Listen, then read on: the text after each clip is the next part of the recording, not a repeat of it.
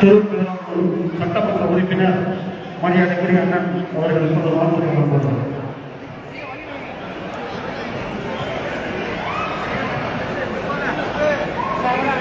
இல்லறத்தை துவங்கக்கூடிய தொடர்ச்சியாக தமிழ்நாட்டினுடைய எல்லாம் சென்று இல்லத்து நிகழ்ச்சிகள், கட்சி தொடர்புடைய இல்ல நிகழ்ச்சிகளாக இருந்தாலும் சரி, கட்சியினுடைய நிகழ்ச்சிகளாக இருந்தாலும் சரி, அல்லது மக்களுடைய பிரச்சனை தொடர்புடைய நிகழ்ச்சிகளாக இருந்தாலும் சரி, இவை அனைத்திலும் கலந்து கொண்டு சிறப்பித்து வருகிறார் என்பதோடு மட்டுமல்ல, இன்றைக்கு தமிழ்நாட்டினுடைய உரிமைகள் பாதிக்கப்படுகின்ற அனைத்து பிரச்சனைகளிலும் தன்னுடைய குரலை எழுப்பி மக்களுடைய உரிமையை வென்றெடுப்பதற்கான களத்தில் நின்று கொண்டிருக்கிறார். அந்த சூழலில் பல்வேறு நெருக்கடிகளுக்கு மத்தியில் இன்றைக்கு இந்த நிகழ்ச்சியில கலந்து கொண்டிருக்கிறார் என்று சொன்னால் அது தோழர் ராஜா முகமது அவருடைய இயக்கத்தின் மீது அவர் பற்றுக்கொண்டு ஆற்றி வரக்கூடிய செயல்பாடுகளுக்கான ஒரு அங்கீகாரம் என்கின்ற வகையில் இதை கலந்து கொண்டிருக்கிறார். தலைவர் எழுத்துத்தவர்கள் இந்த நிகழ்ச்சியை முடித்துவிட்டு இன்னும் பல்வேறு நிகழ்ச்சிகளுக்கு செல்ல இருக்கக்கூடிய நிலையில் தொடர்ச்சியான பணிகளின் காரணமாக ஓய்வின்றி அவர் இது போன்ற நிகழ்ச்சியில் கலந்து கொண்டு வரக்கூடிய சூழலில் நேரத்தை எடுத்துக்கொள்ளாமல் மணமக்கள், குழந்தை செல்வம் உள்ளிட்ட அனைத்து செல்வங்களும் பெற்று வாழ்வாக வாழ்ந்திட வேண்டும் என நெஞ்சார வாழ்த்தி நிறைவு செய்கிறேன். நன்றி.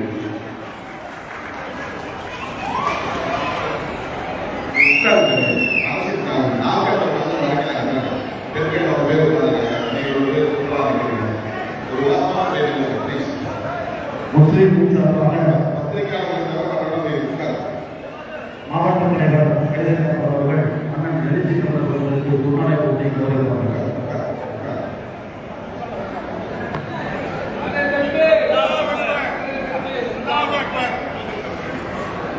முஸ்லிம் லீக் நகர் கமிட்டியின் சார்பாக எழுச்சி அவர்களுக்கு கொண்டாட கோருகிறார்கள். முஸ்லிம் லீக் மாவட்ட துணைத் தலைவர் அவர்கள் இப்பொழுது கொண்டாட வருவார்கள்.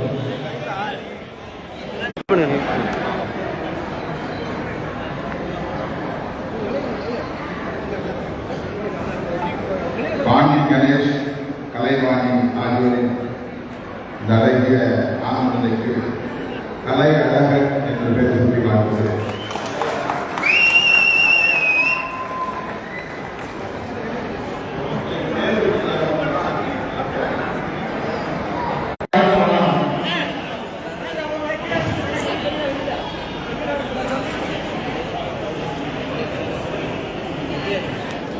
அவங்க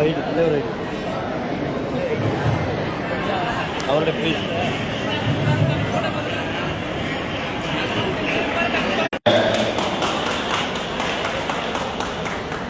மணமகளின் தந்தையும் விடுதலை சிறுத்தைகள் கட்சியின் காரைக்குடி ஜனாப் ராஜா முகமது அவர்களை இந்த நிகழ்வை முன்னிலை வகித்து சிறப்பித்துக் கொண்டிருக்கிற நமது கட்சியின் மூத்த பொறுப்பாளர்கள் தம்பி ஆக்கலரசு அவர்களை, திருமொழி அவர்களை, பெரியசாமி அவர்களை, அவர்களை, விடுதலை சிறுத்தைகள் கட்சியின் தெற்கு மாவட்ட செயலாளர் தம்பி பாலையா அவர்களை, இந்நிகழ்வில் பங்கேற்று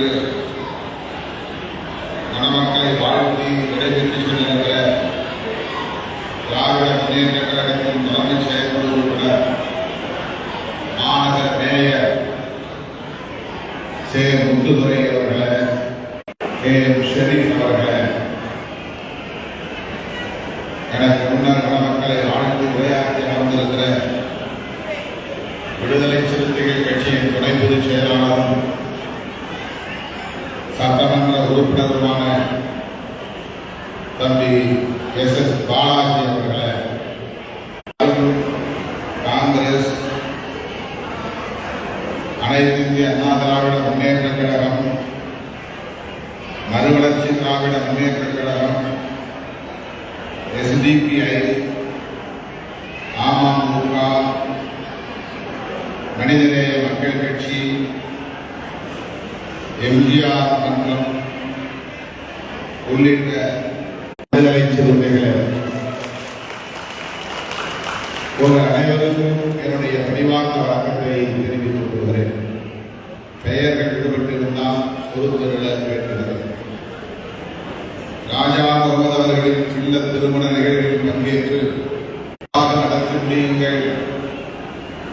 ஒரு நாள் நான் மணமக்களை வந்து வாய்ப்பு இருக்கும்போது வாழ்த்துகிறேன் என்று சொன்னேன். ஆனாலும் ராஜா முகமது அவர்கள் கூறி என்னுடைய செய்தியை பெற்றார்.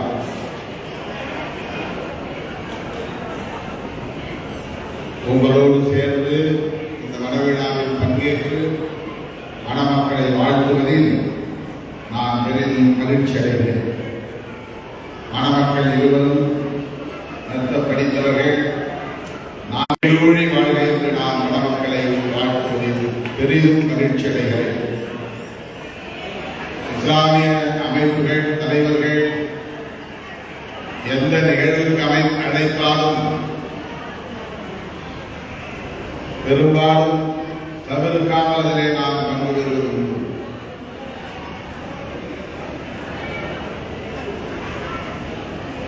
என் மீதும் இந்த இயக்கத்தில் என்ற அடிப்படையில் இல்லை,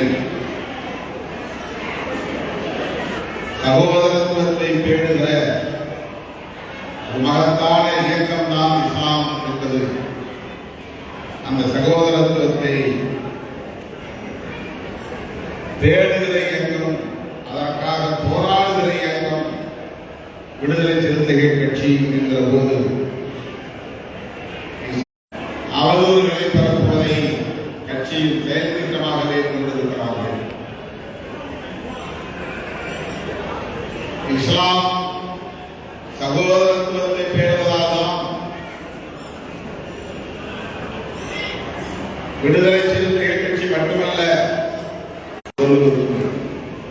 சிம்மம் என்றால் சிங்கம், சொப்பனம் என்றால் கனவு. கனவிலே சிங்கம் வந்து விரட்டுவதை போல காணுகிற கனவுக்கு பெயர் தான் சிம்ம சொப்பனம். ஒரு மதிப்பிற்குரிய மாண்புமிகு அமைச்சர் நெறிய திருத்தனவர்கள் வருகை இருந்து கொண்டிருக்கிறார். உங்களின் சார்பில் அவரை வருக வருக என்று வரவேற்பதில் நான் மகிழ்ச்சி அடைகிறேன். மணமக்களை வாழ்த்துவதற்காக வந்து கொண்டிருக்கிற அண்ணன் அவர்களுக்கு எனது வரவேற்பை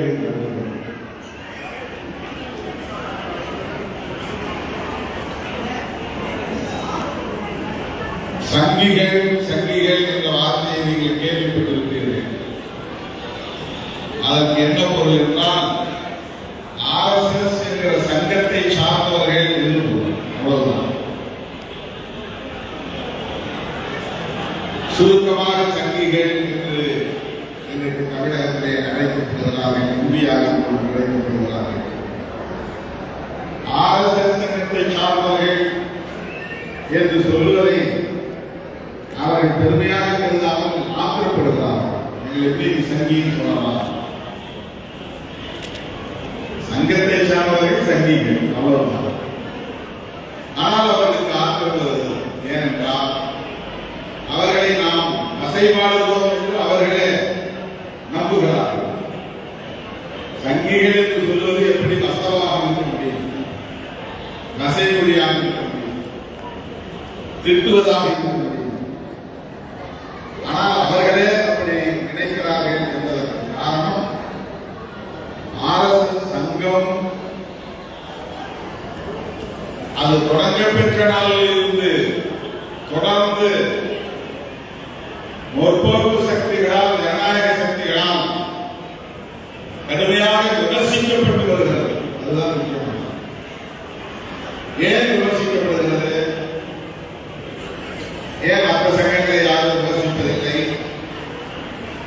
முதலியார் சங்கம் இருக்கிறது, முக்குளத்தோர் சங்கம் இருக்கிறது, செட்டியார் சங்கம் இருக்கிறது, பிள்ளைமார் சங்கம் இருக்கிறது, நாடார் சங்கம் இருக்கிறது, ஆதிதிராவிடர் சங்கம் இருக்கிறது. சாதிகளின் பெயரில், மதத்தின் பெயரில் சங்கங்கள் இருக்கின்றன. வேறு எந்த சங்கங்களையும் நாம் வசைபாடுவதை போல விமர்சனங்களை செய்வதில்லை.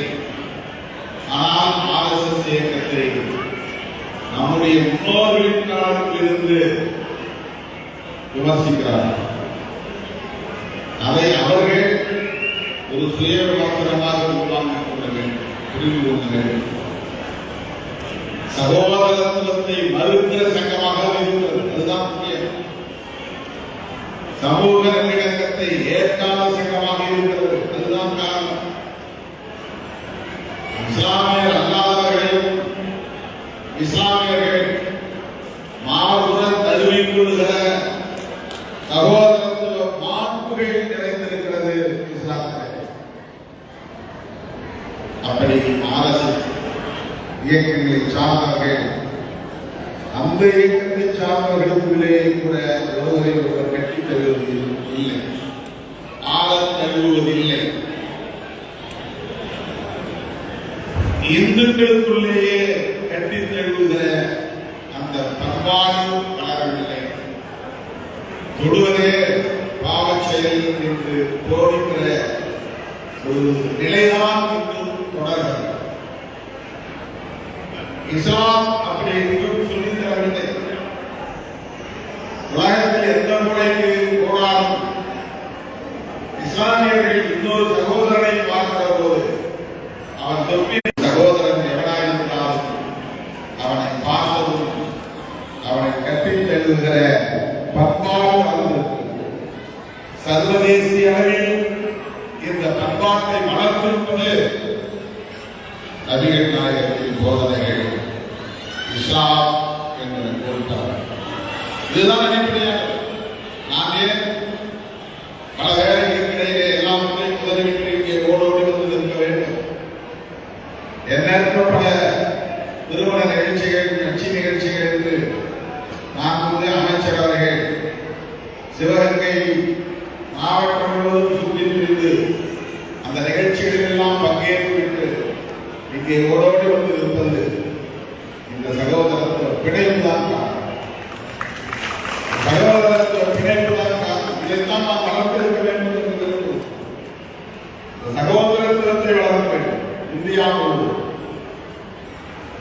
ராகுல் காந்தியின் விருப்பம் அதுதான். அதன் தளபதி முத்துவேல் கருணாநிதி ஸ்டாலின் அவர்களின் விருப்பம் அதுதான். சிறுத்தைகளின் விருப்பம் அதுதான். KM ஷெரீப் போன்ற இஸ்லாமிய தலைவர்களின் விருப்பம் அதுதான். எலெக்ஷன் பின்னால் பிரச்சனை கிடையாது. மக்கள் அதையெல்லாம் சீர்தூக்கி பார்த்துதான் வாக்களிப்பார்கள். தமிழ்நாட்டு மக்கள் ஏமாளிகள் இல்லை. மிகவும் விவரமானவர்கள், அரசியல் புரிதல் உள்ளவர்கள். எல்லா காலத்திலும் சினிமா கவர்ச்சிக்கு மயங்கி வீழக்கூடியவர்கள் அல்ல. தேர்தல் வரப்பில் பாருங்கள். 2026 தேர்தல் முடிவு எப்படி அமையப் போகிறது என்பதை பாருங்கள். தமிழ்நாட்டு மக்கள் எப்போதும் முற்போக்காகவும் ஜனநாயகபூர்வமாகவும் சிந்திக்கக்கூடியவர்களாக இருக்கிறார்கள் என்பதை ஒவ்வொரு தேர்தல் முடிவும் நமக்கு உணர்த்துவதாக இருக்கிறது. எனவே தேர்தல் அரசியல்களை எல்லாம் தாண்டி சமூக நல்லிணக்கம், மத நல்லிணக்கம் வெற்றிகரமாக நிகழ வேண்டுமானால் அடிப்படையாக நமக்கு தேவை சகோதரத்துவ உணர்வு. அந்த சகோதரத்துவத்தை ஒரு கோட்பாடாக கொண்டிருக்கிற சட்டம்தான் இந்திய அரசமைப்பு சட்டம். இந்திய அரசமைப்பு சட்டத்திற்கு தீங்கு விளையாமல் அதை பாதுகாக்க வேண்டும் என்பதுதான் இந்தியா கூட்டணியின் நோக்கம். இந்தியா கூட்டணியின் முன்னணி தலைவர்களுக்கு ஒருவர்தான் அண்ணன் தளபதி ஸ்டாலின் அவர்கள். எனவேதான் தமிழ்நாட்டை பொறுத்தவரை அவருடைய தலைமையிலே நாம் இணைந்து இயங்கிக் கொண்டிருக்கிறோம். இதற்கெல்லாம் இவ்வளவு பின்னணி காரணங்கள் இருக்கின்றன. இந்த தேசத்தையும் மக்களையும் காப்பாற்றுவதற்கு நம்மையெல்லாம் மனிதர்களை தலைவர்களுடைய மகத்தான தலைவர் புரட்சியாளர் அம்பேத்கர் அவர்களின் கடின உழைப்பால் உருவாக்கப்பட்டிருக்கிற அரசமைப்பு சட்டத்தை அதன் விடுதலைகளை பாதுகாப்பதற்காகத்தான் திரு ராகுல் காந்தி தலைவர் ஸ்டாலின் ஆகியோரின் தலைமையின் கீழ் நாம் எல்லாம் ஓரணியில் திரண்டிருக்கிறோம். அந்த புரிதலோடு நம்முடைய பயணம் தொடர வேண்டும் என்பதை இந்த நேரத்திலே சொல்லி மாண்புமிகு அமைச்சர்கள் பெரிய திருப்பூர் அவர்கள் மணமக்களை வாழ்த்திருக்கிறார் என்கிற மகிழ்ச்சியோடு மணமக்களுக்கு எனது நெஞ்சார்ந்த வாழ்த்துக்களை கூறி நிறைவு செய்கிறேன். நன்றி.